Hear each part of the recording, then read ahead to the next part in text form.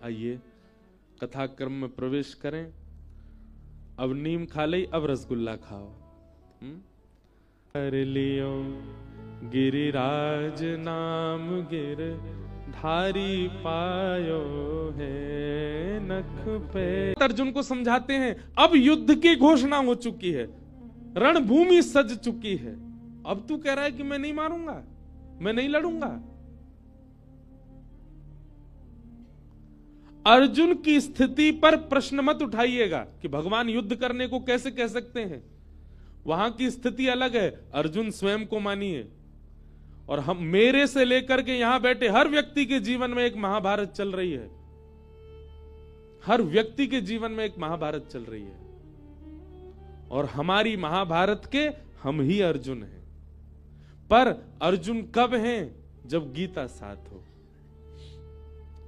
अन्यथा आप सबके जीवन में महाभारत है, पर आप अपने महाभारत के दुर्योधन भी हो सकते हो, आप अपनी महाभारत के शकुनी भी हो सकते हो, आप अपने महाभारत के धृतराष्ट्र भी हो सकते हो, आप अपनी महाभारत के भीष्म पितामह भी हो सकते हो, आप अपनी महाभारत के युधिष्ठिर, भीम, नकुल, सहदेव भी हो सकते हो, आप अपनी महाभारत के कर्ण भी हो सकते हो।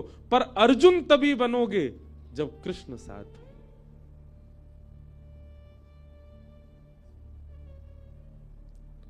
और अर्जुन बनने के लिए कृष्ण साथ हो। कृष्ण तो युधिष्ठिर के भी साथ हैं, कृष्ण तो भीम के भी साथ हैं, कृष्ण तो नकुल सहदेव के भी साथ हैं, पर केवल अर्जुन ही क्यों?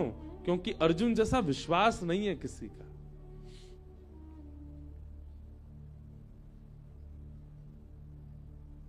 आज गीता जयंती पर गीता भवन में ऋषिकेश की इस पावन भूमि पर गंगा जी के तट पर खड़े होकर के, व्यास मंच पर बैठ के, पवित्र व्यास गद्दी पर बैठ के हम आप सबसे निवेदन कर रहे हैं, अपने जीवन का अंग बनाइए श्री गीता जी को।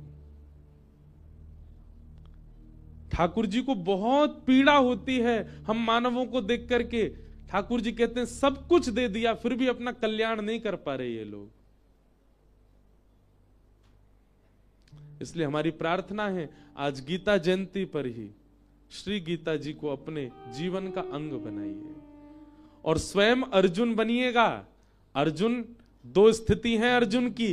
पहला जिज्ञासु, बहुत अर्जन करना चाहता है ज्ञान को, और दूसरा विश्वास, जो ठाकुर जी कहेंगे वो करेगा। आप अनुभव करेंगे अपने जीवन में। अगली गीता जयंती पर मुझे याद करेंगे आप कि महाराज जी ने सही कहा था।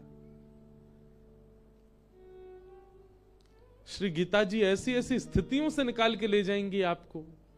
कहां महाभारत के युद्ध में पांडवों की सेना, और कहां कौरवों की सेना नहीं थी, कौरवों का समुद्र था सेना का। और ठाकुर जी ने ऐसे पार करवा दिया जैसे कोई गाय के खुर के गड्ढे को उछल के लांग जाता है।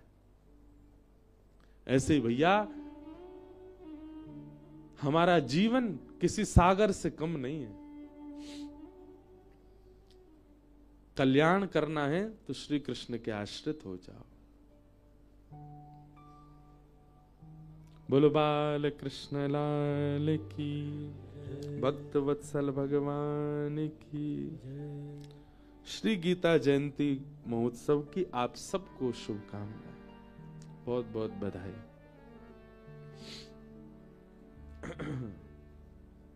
आइए कथा क्रम में प्रवेश करें। अब नीम खा ली, अब रसगुल्ला खाओ। कर लियो गिरिराज नाम गिर धारी पायो है नख पे।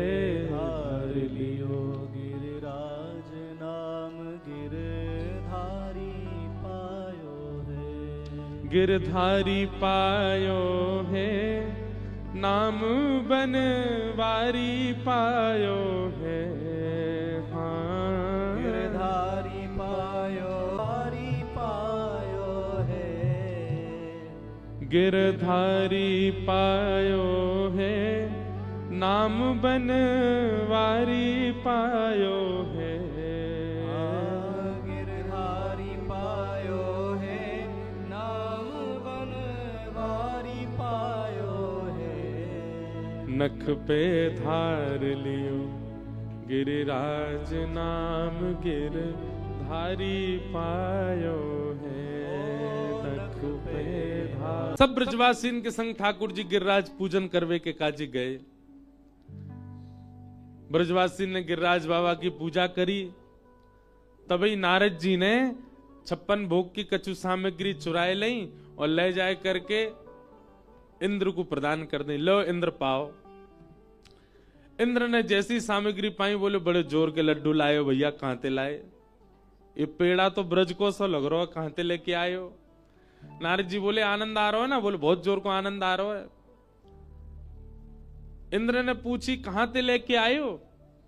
नारद जी बोले वो कहा है आजकल तेरी पूजा बंद है गई है ना ब्रज में। ये सबरे ब्रजवासी ठाकुर जी की पूजा कर रहे हैं। वह नन्हे से कन्हैया नहीं, 2 रूप धारण कर लिए, अपनी पूजा करवा रहे हो। आप ही पूजे आप पुजावे। सुबह की पूजा में 56 भोग बने, मुंह को बहुत बढ़िया लगे तो मैंने सोची तो को दे दूं। इंद्र को क्रोध आया महाराज, मेघमालाओं को आज्ञा कर दी इतनी वर्षा करो कि पूरा ब्रजमंडल डूब जाए।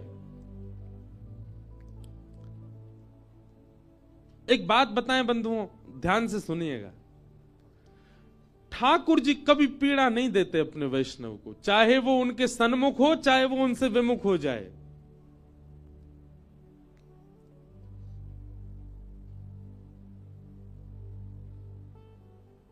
इस बात को ऐसे समझो,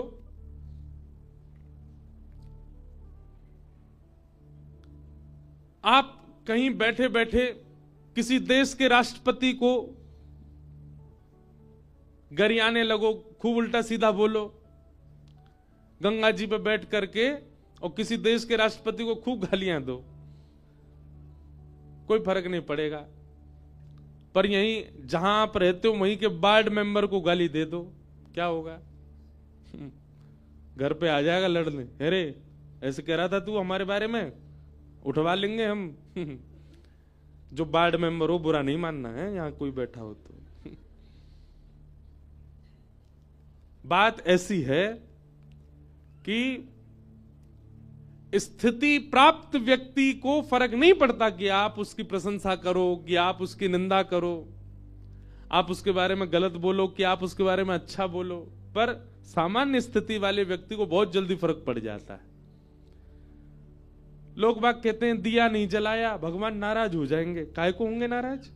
आपके दिया से चल रहा है क्या? ठाकुर जी के वैकुंठ में अंधेरा हो जाता है क्या आप दिया नहीं जलाते तो? अरे आज मंगलवार है, हनुमान चालीसा कर लो, हनुमान जी नाराज हो जाएंगे नहीं तो। अच्छा, इतने मानी ना जब हनुमान जी हैं तो फिर हमको क्या ज्ञान दे रहे हैं?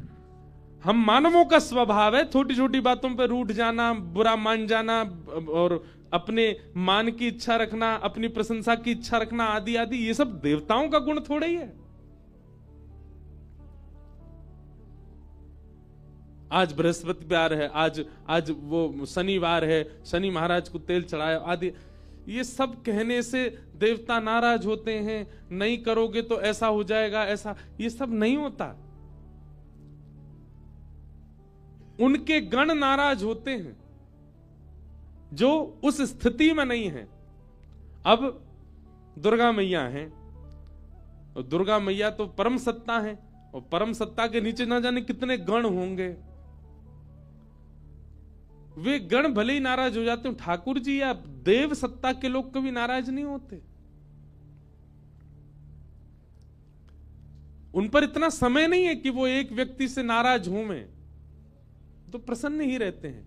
आप उनके सन्मुख रहो चाहे विमुख हो जाओ।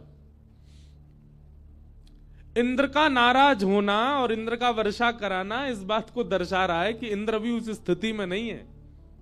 इसलिए होता भी है, आप लोग जब यज्ञ करते हैं, हवन करते हैं, कोई अनुष्ठान करते हैं घर पे, तो पंडित जी आपके हाथ में जल देते हैं, बोले इसको पृथ्वी पर छोड़ के कहिए सम सक्राय नमः, सिर से लगा लीजिए। क्यों? क्योंकि इंद्र सबके पुण्यों को ले जाता है। इंद्र को चाहिए कि मेरे इतना कोई पुण्य ना कर ले कि वो मेरी पदवी पे ही बैठ जाए।